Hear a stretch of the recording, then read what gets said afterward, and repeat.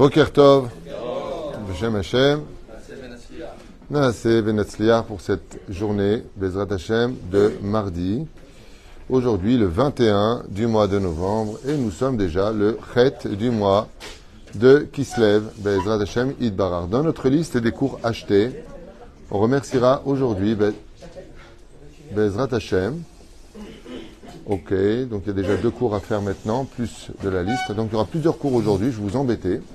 En tout cas, c'est un cours qui a été acheté avec un thème qui soigne ton cœur. Voilà, soigne ton cœur. Donc hier, on a fait un cours sur une partie de l'histoire. Maintenant, on va en faire un deuxième cours.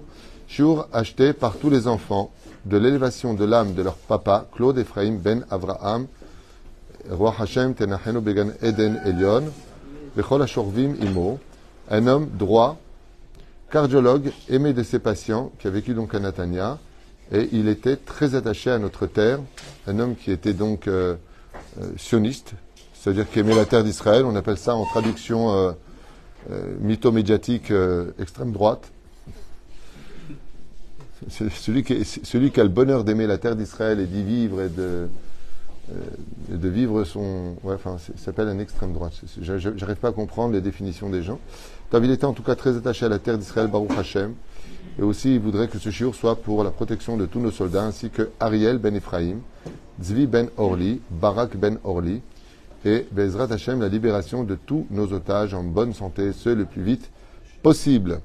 Voilà, donc Bezrat Hashem, Yiratson, chaque jour, Verech Etrem, et que l'étude de ce shiur, elle est Nishmato, et Yagen Alechem, qui vous protège tous, ainsi que tout notre peuple, Bechol Atar Ve'atar. Et je pense qu'on peut commencer notre shiur sur le thème qui a été demandé, soigne ton cœur, soigner le cœur.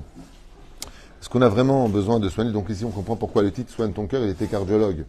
C'est-à-dire, donc il y a un côté physique à soigner au niveau du cœur, de vérifier qu'il ne soit pas bougé, les bouchées. Vous savez qu'il y a 2 canaux, la aorte, d'autres termes, et il y en a un qui amène le sang, qui rentre dans le cœur, et puis l'autre qui renvoie le sang. C'est très, très bizarre le système du cœur, comment il fonctionne. Et donc on va essayer d'étudier quelque chose sur le sujet que j'ai un petit peu noté comme ça, pour parler du cœur. Alors, bien sûr, ici on n'est pas à l'hôpital, on est dans une bête Knesset, un bête Midrash, et je ne suis pas médecin, donc on va parler de Torah, sûr. Tout comme le cœur irrigue tous les membres, parce qu'il est très curieux de voir que dans le corps humain, le membre principal, c'est le cœur. C'est là. On verra que Akadosh Baruch Hu a besoin de chaque membre pour résider. Pourquoi? Parce que les membres que nous avons au niveau du corps humain correspondent à chacune d'entre elles des mitzvot. Mais bizarrement, dans des livres différents, comme la Gemara entre autres, Masechet Avodah Zarah si vous préférez, eh bien, Dieu va définir chaque membre comme étant un sujet pour lequel, par exemple, il se définirait avec l'homme. Si je vous dis, par exemple, quel est le membre qui définit l'amitié que l'on porte à Dieu, d'après vous, quel est le membre qui définit l'amitié qui relie l'homme à son Créateur? On n'a pas... Non, les yeux. On n'a pas le temps, c'est les yeux. Celui qui se dit être un ami de Dieu doit protéger ses yeux. En d'autres termes, si Be'ezrat Hashem Yitbarach, un homme, se voudrait être gardien de ses yeux, c'est très dur. On a des attirances, on a une nefesh behemi. C'est difficile de tout le temps baisser les yeux quand il y a des formes qui nous attirent, nous les hommes. Ok? Comment est-ce que je dois et comment je pourrais éventuellement m'en sortir? Eh bien, imagine que tu es avec ton ami à côté de toi, le roi des rois. Est-ce que tu regarderais? Non. La reine, un ami, c'est celui avec qui on n'a rien à cacher. C'est celui à qui on se confie. Les yeux sont considérés comme étant les yedidim d'Akadosh Baruch Hu. C'est Dougma. Les jambes sont considérées comme étant la marche du roi. Im tashiv mi Shabbat raglecha. Tu ramènes tes jambes. Oufren, quand nous avons passé la mer Rouge, yedidim avrouyam. Mes amis, on passe avec moi. Yad yad, main dans la main. Mais il y a un endroit où Dieu veut résider, plus que tous les autres. C'est le cœur. Donc Dieu a choisi le cœur comme étant sa résidence dans le corps humain. Dieu ne réside pas dans le cerveau, ni dans le foie, ni dans les reins. Par contre, Télim numéro 7, verset 10, nous dit que Dieu sonde. Quand il sonde l'homme, il sonde le cœur et les reins de l'homme. Oui. Hein? Nachon. Hachem bochen lev vaklayot. C'est là. Oufren, le créateur du monde, a choisi le corps humain, qui est le microcosme non seulement de tout l'univers, mais de toute la Torah des mitzvot, puisque nous avons 365 membres, 248 membres pour les mitzvot positives et 365 tendons pour le fonctionnement de ces membres. Les tendons, c'est ce qui nous fait lever la main, baisser le pied, marcher, c'est les tendons. Il y en a 365 selon la Torah dans le corps humain. Oufren, donc le corps humain est à l'image de la Torah des mitzvot, tel que vous l'avez bien compris. Aval, pourquoi est-ce qu'on dit que le cœur est le principal membre du corps humain, alors qu'on ne peut pas vivre sans foie, sans rein, sans estomac? Ils sont tous vitaux. Si tu dis que c'est vital, donne un coup dans le cerveau, le mec il meurt. Il est aussi vital. Alors pourquoi est-ce que le cœur l'emporterait-il la main haute sur tous les autres membres? La réponse est simple, c'est lui qui les fait vivre. Et à partir du moment où tu es la source de vie des autres membres, même s'ils sont vitaux, tu es donc 2 fois plus vital. C'est là. Si le sang n'est pas irrigué dans tout le système du corps humain, eh bien, l'homme meurt. Ainsi donc, c'est pas que le cœur est vital et les autres ne le sont pas, c'est que chaque membre est vital. De là, il y a un clin d'œil qui est fait, ne l'oublie pas. Si chaque membre est vital, mashma mikan, que chaque mitzvah est vital. Et c'est pour cela que la Mishnah dans Masechet Avot nous dit Ve'en beyadech aladat maschar mitzvah. Personne ne peut dire que cette mitzvah-là serait plus ou moins importante qu'une autre. Pourquoi? Parce que tout comme on a vu que chaque membre est vital, on ne peut pas vivre sans, d'une certaine façon. De cette façon-là, tu comprendras aussi que dans le monde des mitzvot, ne fais pas le supermarché. Écoute, moi je fais ça et ça, c'est déjà bien. Ah ouais? Alors maintenant, tu sais ce qu'on va faire? On va faire un jeu, te dit Hachem. Je vais te retirer tous les membres qui correspondent à une mitzvah que tu ne fais pas. Imaginez un petit peu l'angoisse. Plus, hein? Pourquoi? Tu ne fais pas attention, le lait, la viande, tu filtres pas. J'enlève les reins. Allez, dialyse. Lolo, barminan. Alors je vais faire la Torah des mitzvot. C'est là. Alors sachez une chose, que dans le domaine ésotérique, tout comme le cœur irrigue tout le corps humain, les mitzvot donnent toute l'énergie nécessaire aux membres. Chaque membre. C'est-à-dire que quand vous faites une mitzvah, vous faites vivre le membre qui correspond à cette mitzvah-là. Quelqu'un qui est malade d'un membre, c'est une personne qui manque d'accomplir une mitzvah comme il le faudrait. Sachez-le. C'est pour ça que le livre des Refoua, qu'avait écrit le roi Salomon, caché par le roi Hiskiyahu Amelech, dit exactement là-bas quel membre correspond à quelle mitzvah. En d'autres termes, si tu es malade d'un membre, et que tu connais le membre et son correspondant, c'est-à-dire quelle mitzvah correspond, tu soignes cette mitzvah-là, tu la fais de tout ton cœur, de toute ton âme, comme je te le demande, tu soignes automatiquement le reste. Donc quel est le meilleur médicament de toutes nos maladies? La teshuva. Pas la teshuva de « ok, j'arrête mes bêtises ». La teshuva, elle existe à un autre domaine qu'on oublie très souvent. Des fois, on veut rajouter des mitzvot parce qu'on ne les fait pas. Mais d'abord, fais bien ce que tu fais avant de rajouter. Car la qualité prévaut sur la quantité. Fais d'abord bien les mitzvot. Parce que chaque mitzvah qui est faite bien fait vivre le membre, l'empêche de vieillir, les molécules de. Et c'est pour ça d'ailleurs que vous verrez que les grands Mekoubalim, les vrais Rabbanim, Baba Saleh Alav Shalom, qui était un homme extraordinaire, d'une grande sainteté par exemple, et bien plus il est vieux, alors plus il est sénile, plus on le met de côté, maison de retraite, ça y est, t'as fini ta vie, rachetola, t'es pas de ma bande, Nigmar. Mais plus le Rabbi était âgé, plus le Rav Kook était âgé, plus le Rav, on va dire 94 ans, le Rav Shtemans, le Rav Shach 108 ans, le Rav Bilouba, tous, le Rav Kadouri 108 ans. Et plus ils sont comme le vin. Ça veut dire que le temps les préserve grâce à la Torah qui est en eux, leurs enseignements est encore plus juteux, encore plus doux au palais. Parce que les mitzvot qu'ils font redonnent la vie à chacun de ces membres, même s'ils sont fatigués, même si à la fin, eux aussi, ils meurent de. Parce que c'est un décret, et non pas parce que ça vient d'un problème de santé. Comme l'a dit Rabbi Chaim Vital, que si son maître est mort, ce n'est pas parce qu'il n'avait pas la Torah. Il aurait pu vivre éternellement. D'ailleurs, qu'est-ce qui tue un homme? C'est la faute. Mais la Torah donne la vie. Comment est-ce qu'on peut donner la vie à la Torah?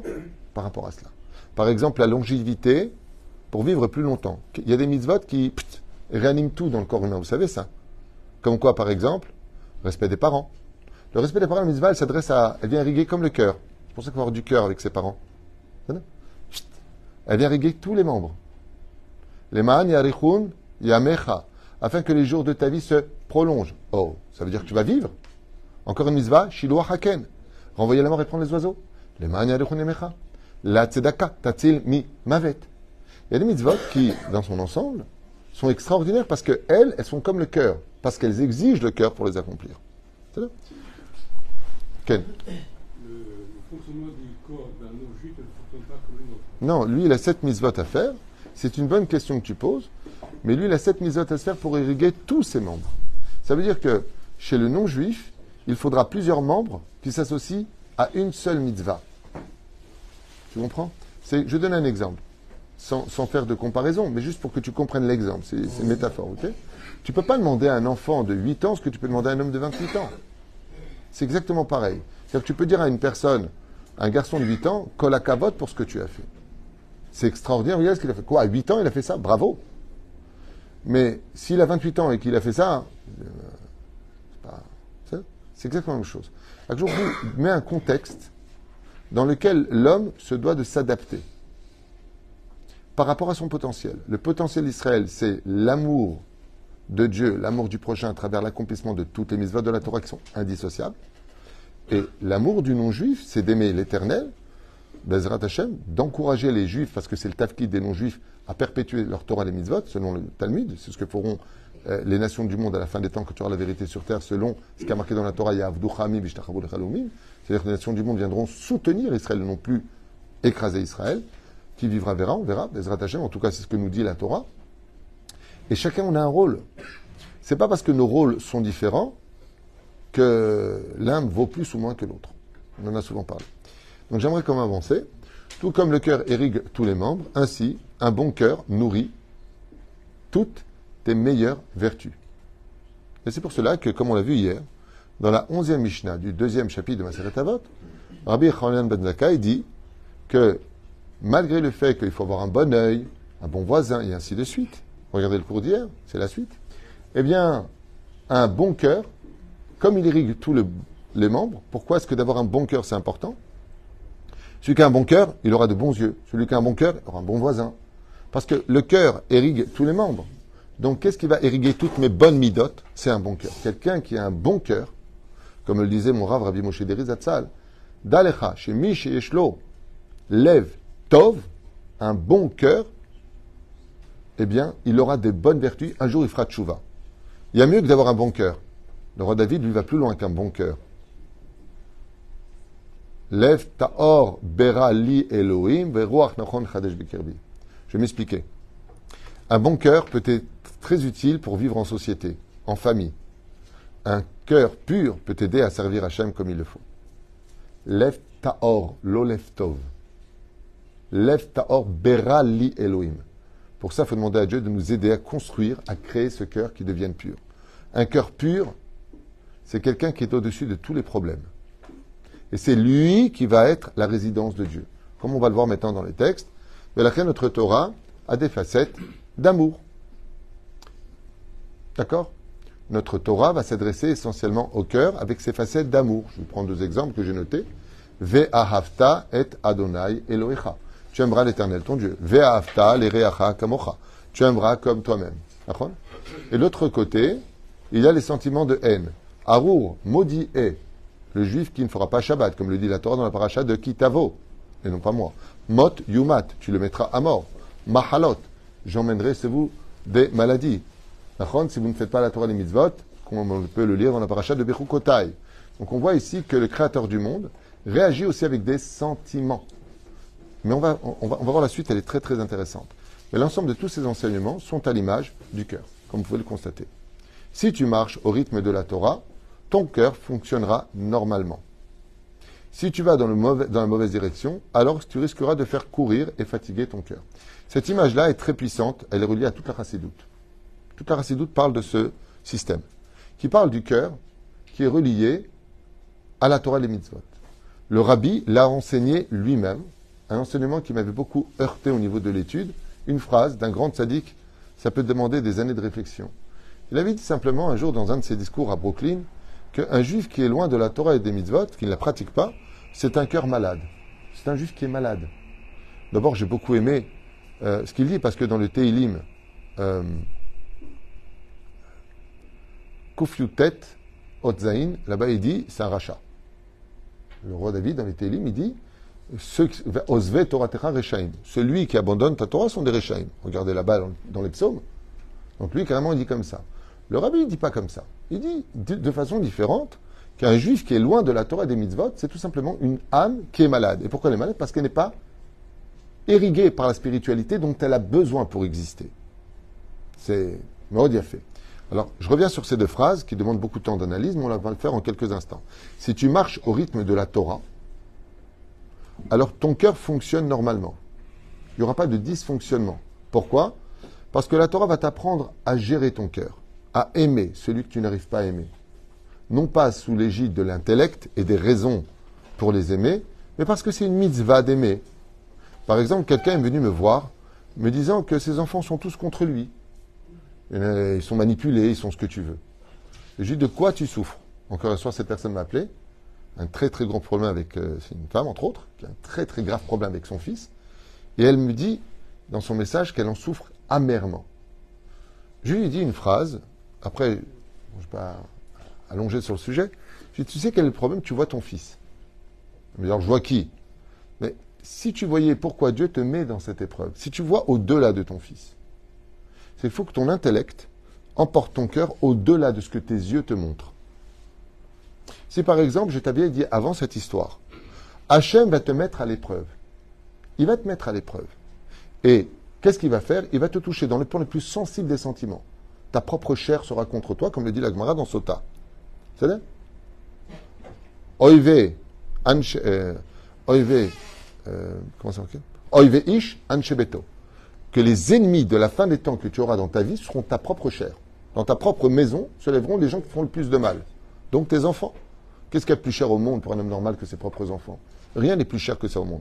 Et quand ce sont ses propres enfants qui nous font du mal, comme celui qui a le malheur d'avoir des enfants pervers narcissiques ou qui ont des problèmes ou sous mauvaise influence de leurs épouses ou d'autres amis, ou tout simplement qui ont pété les plombs, parce qu'il y en a beaucoup qui pètent les plombs aussi, mais c'est extrêmement dur parce que tu peux pas maudire ta progéniture, tu peux pas frapper ta progéniture avec, frapper pas physiquement, mais ah ouais c'est comme ça je te vire.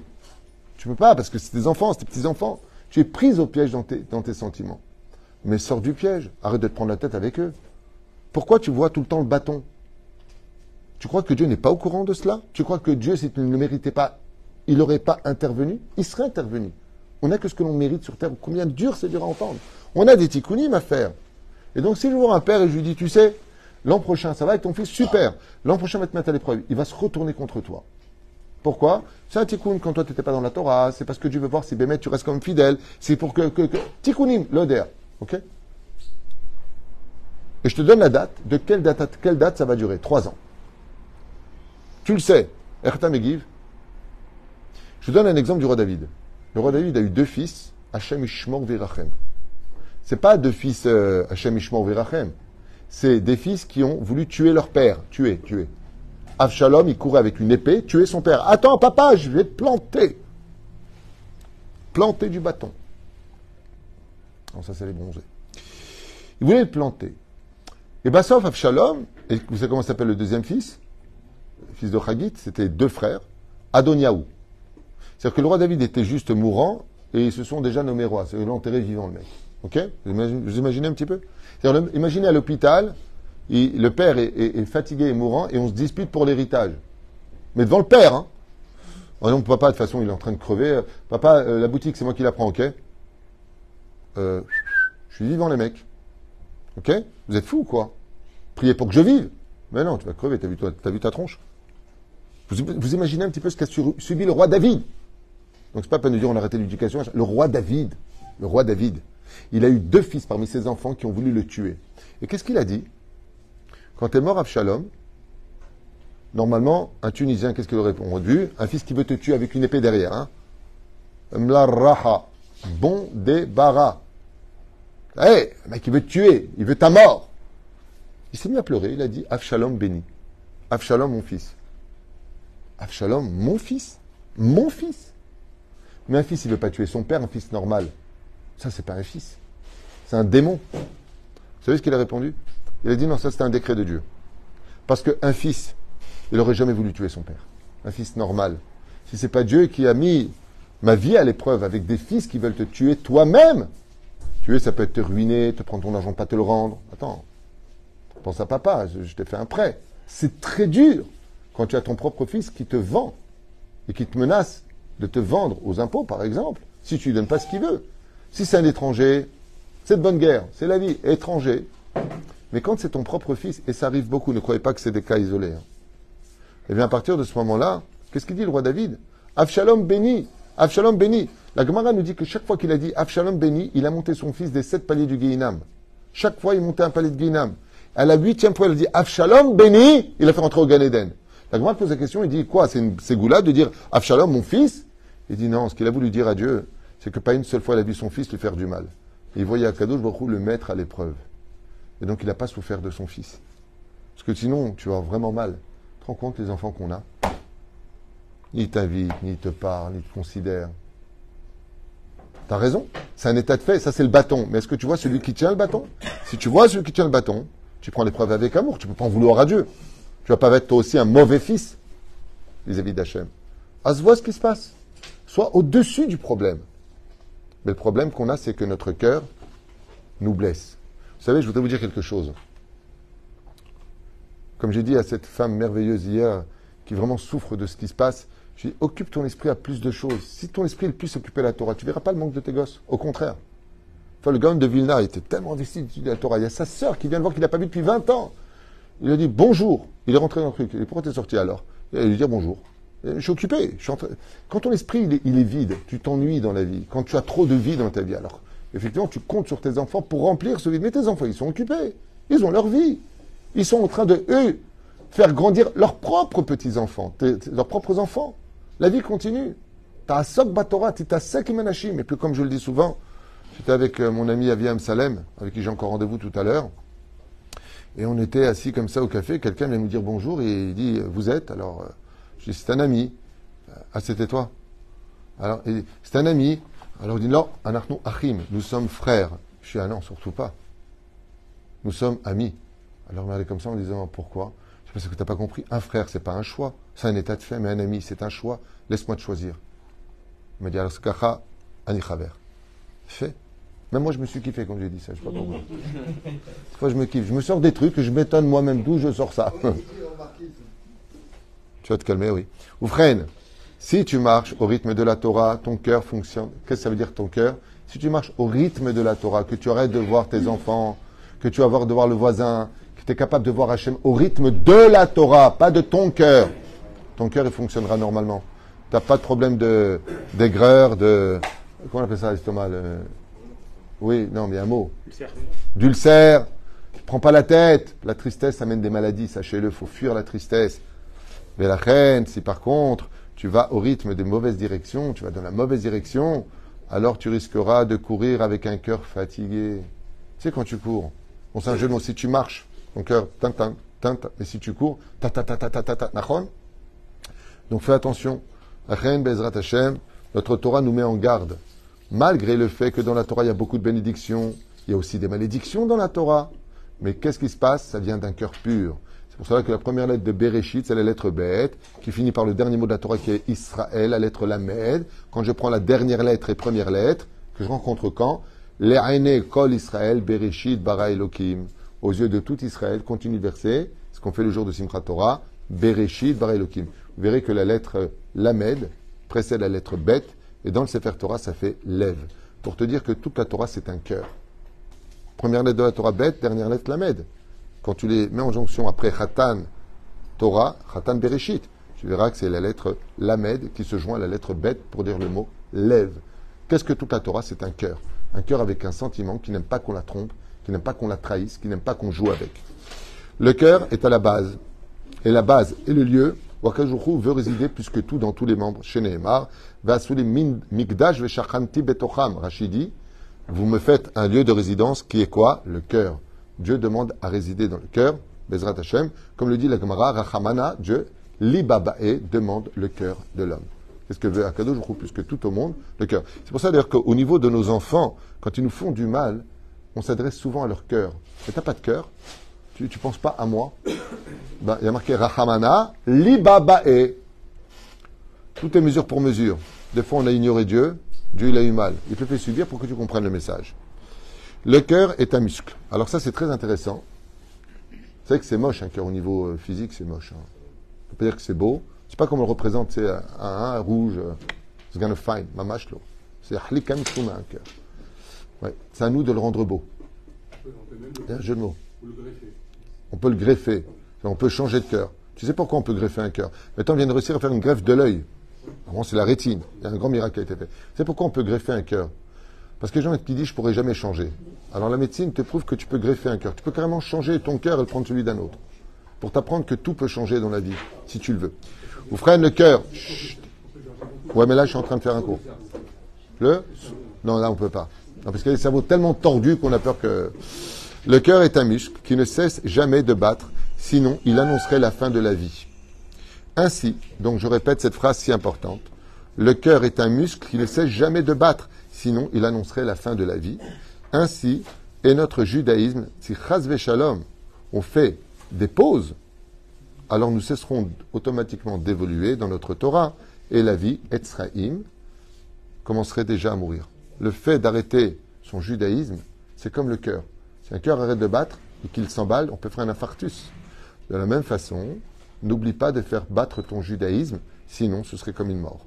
Comme le dit le Talmud, un seul jour sans étudier la Torah te fera perdre deux jours de souvenirs d'études de Torah. Ce qui fait que si tu veux garder de la Torah en toi, comment est-ce qu'on fait, comment ils faisaient les grands? Le Rav Ovadia Yosef connaissait tous les livres, tous les poskim, donne les références. Comment c'est possible? Comment tu te rappelais de tout ça? Combien de livres nous avons pour se rappeler de chaque page? La réponse est simple, c'est comme le cœur. Comment tu peux vivre 90 ans? Quoi, le cœur, il fonctionne? Oui, chaque battement appelle un autre battement. Tant que tu bats de ton cœur, tu as des raisons de faire vivre la Torah qui est en toi. Ainsi donc, cesser d'étudier, c'est déjà commencer à oublier. Ce que je vous dis, c'est du Talmud. Hein. Le cœur, attends, juste je finis parce que j'ai peur de ne pas finir. Le cœur doit être géré avec prudence, car il peut t'emmener à ta propre perte très facilement et tuer même ta propre santé. N'oubliez jamais de ne jamais être triste. Si tu as un interdit de la Torah, quand ton cœur bat tristement et dans le désespoir, tu fabriques déjà des maladies. En lui se trouve le bien et le mal. Yetzera Tov et Yetzera Ra. Et donc, qu'est-ce qui va se passer? Il va falloir gérer ce que l'on appelle le système du cœur. Sensibilité, émotion, colère, réception, amour, pensée, amalgame. La liste serait très longue, je vais m'arrêter là. Donc, qui ne serait pas canalisé par le réfléchi cérébral et la distinction du bien et du mal, serait un cœur destructeur au nom des sentiments. Alors ça, je suis obligé de répéter parce que c'est tellement puissant que ça peut être un titre d'un cours. Je veux dire ça en une phrase à la tunisienne. Méfie-toi de ton cœur, ne le suis pas, ne lui fais pas confiance. C'est-à-dire que si, c'est marqué dans la Torah, Velo taturu harel evafrem, ne suis pas ton cœur, ni tes yeux. Sensibilité, émotion, colère, réception, amour, pensée, amalgame de la vie et autres, fais très attention. Pourquoi? Parce que seule la distinction cérébrale et le réfléchi de chacun de nous serait, sans cela, un cœur destructeur. C'est-à-dire, tu es trop émotif, trop sensible, trop colérique, trop amoureux. Tout est à l'extrême. Tu n'arrives même plus à gérer les choses et donc tu rentres dans l'amalgame et c'est l'explosion au nom du cœur. Et qu'est-ce qui se passe au niveau psychologique quand mon cœur explose dans les sentiments? Je vais passer du côté de j'exige d'être compris, mais je ne comprends plus personne. On est destructeur. Pourquoi? Parce que tu as un cœur qui va détruire les autres cœurs. Comme je l'ai dit dans mon livre des Proverbes, fais très attention quand tu viens détruire le cœur de l'autre, de bien vérifier si tu n'étais pas toi-même déjà dedans. En d'autres termes, c'est ce que j'écris derrière, d'ailleurs, je me rappelle que j'ai parlé de ça, je vais le lire. Si le cœur est un muscle, c'est parce que nos sentiments doivent être tenus par une force musclée. Au niveau de la chassidoute, pourquoi le cœur est-il un muscle? Pam pam, pam pam, pam pam. Il se muscle parce qu'il a besoin de résister au temps. Et comment tu fais des muscles? En faisant marcher tes muscles, tu muscles ton muscle. De la même façon, si le cœur est un muscle, pourquoi? C'est parce qu'Akadosh Baruch Hu a voulu nous enseigner que tes sentiments doivent être tenus vraiment en laisse. Fais très attention, ne te laisse pas emballer. Fais ce que ton intellect te permet d'ouvrir au niveau de tes sentiments. Écoutez bien la suite. Après, je te donne la parole. Un cœur de pierre écrase les cœurs de chair de tous ceux qui ont eu le malheur de les avoir aimés. Et c'est pour ça qu'il demande une chose. C'est un jeu de mots d'ailleurs qui est incroyable. Quand une personne te fait du mal et que tu en arrives au dégoût, voire presque à la haine, quel est le mot qui corrobore tout ce qu'on vient de dire? Écœuré. Tu m'as écœuré. Vous savez ce que veut dire le mot écœuré? Tu m'as sorti de ton cœur. Écœuré veut dire je te sors de mon propre cœur. Je suis écœuré. Parce que je n'y arrive plus. Pourquoi? Parce qu'on joue trop avec le cœur de l'un et de l'autre. Je m'adresse d'ailleurs à tous ces jeunes ou toutes ces personnes de mal intention. Combien il est grave de ne jamais jouer avec le cœur d'une personne. On meurtrit le cœur de chacun de nous. Tu sors avec une fille, tu lui fais croire qu'elle peut tomber amoureuse de toi, tu lui fais croire que tout est fermé, tout est bon, et en fin de compte, une fois que tu as eu ce que tu voulais, tu lui trouves les mots de « écoute, plus de nouvelles ». Avant, on disait « t'es trop bien pour moi », on communiquait quand même une petite discussion. Là, c'est carrément « il répond plus le mec ». Combien de cœurs meurtris tu as laissé derrière toi? C'est comme ces maris qui laissent leur femme, ou les femmes qui laissent leur mari, avec un cœur brisé. Ou les divorces. Les gens n'ont pas de problème de prendre le marteau qui va casser. Non seulement le divorce est dur, mais maintenant je vais casser le cœur. Ou casser le cœur de leurs enfants. Vous savez ce qu'on reproche le plus au Hamas? La définition du Hamas, elle est définie des hommes sans cœur. Ils n'ont pas de cœur pour faire ce qu'ils font. Quand on voit les images, mais tu ne peux pas avoir un cœur à l'intérieur de la poitrine. Mais des fois, toi aussi, tu te comportes comme ça. Dans ta façon d'être avec ta propre famille. Tu n'as pas de problème de faire du mal. Les gens, ils claquent la porte, ils laissent leur femme en suffoquée, et le mec, il part tranquille. Hein. Et il est énervé, hein. Et en plus, il est énervé, parce qu'il a besoin de couvrir sa médiocrité. Qui t'a permis de faire du mal? Tu as le droit de dire non, mais calmement. Non, il faut que tu t'éclates. De toute façon, tu ne sers à rien. Tu es ceci, tu es cela. Et après, tu lui dis le soir, ouais, bon, écoute, j'ai été énervé. Ça va mieux? Un pantin, ça va mieux? Ouais, ça va mieux. Oui, je te quitte. Ça va aller beaucoup mieux. Qui te permet de blesser un cœur? Un cœur de pierre écrase. Ah oui, c'est de la pierre. Très facilement, les cœurs de chair. Et surtout de tous ceux qui ont le malheur de les avoir aimés. D'où l'importance de ne jamais faire de mal à un cœur. Même si des fois, on n'a pas le choix. Qu'est-ce qui se passe? Oui, c'est moi qui ai écrit ça, oui. Je te donnerai ma... Voilà, j'ai écrit ça. Il est curieux, voilà, j'ai écrit ça. Voilà. J'ai une belle écriture à ce qui paraît. J'ai jamais été à l'école, mais c'est comme ça. Voilà. Je te donnerai ma... Tu veux un autographe? Vous freinez, un cœur de chair, c'est vivre avec les autres, ce qu'un cœur de pierre ne sait pas faire. Car un cœur de pierre, qu'est-ce qu'il sait faire avec les autres? On n'a pas le temps, il manipule. Donc ça, je vous le dis. Quelqu'un qui a un cœur de pierre, et j'ai rencontré des gens qui m'ont dit en face, hein, pas cliché ni chlichi, hein. Il y a des gens qui m'ont dit en face, j'en ai marre de toute façon, j'ai été trop bon jusqu'à maintenant, j'ai décidé de devenir un cœur de pierre. Et ils ont réussi, hein. C'est devenu des cœurs de pierre. Ouais, des cœurs de pierre. Donc qu'est-ce qu'ils ont fait s'ils ont des cœurs de pierre? Ils ont arrêté de vivre. Ce sont des anges de la mort. Si tu dis que tu as un cœur de pierre, c'est qu'il ne bat plus. La pierre ne bat pas. C'est bien. Ben, c'est donc que tu as arrêté de vivre. Donc je finis. Un cœur de chair, c'est vivre avec les autres cœurs, car il sait aimer, donner et se remettre en question. C'est les trois bases du bon cœur. D'ailleurs, le gibier par excellence des pervers narcissiques. Par contre, dans la Torah, voyons ce que nous apprend. C'est combien la gematria du mot cœur? 32. Zako Barour, 32. D'accord? Juste un instant. C'est 32.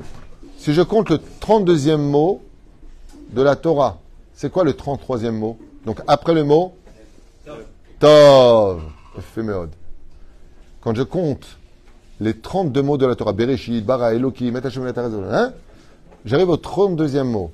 Le mot qui vient, le 33e mot, c'est le mot Tov. Celui qui a un bon cœur, Chazal, nous promet qu'il trouvera à la fin le Tov. Et c'est quoi le Tov? Car Tov natati lechem torati al ta'azovu. Le vrai Tov, c'est la Torah. Si tu vis avec la Torah dans ce monde, alors ne perds pas ton temps avec ceux qui n'ont pas eu le mérite de t'aimer. Baruch Adonai Leolam, Amen, Amen. Tiens, je te l'offre.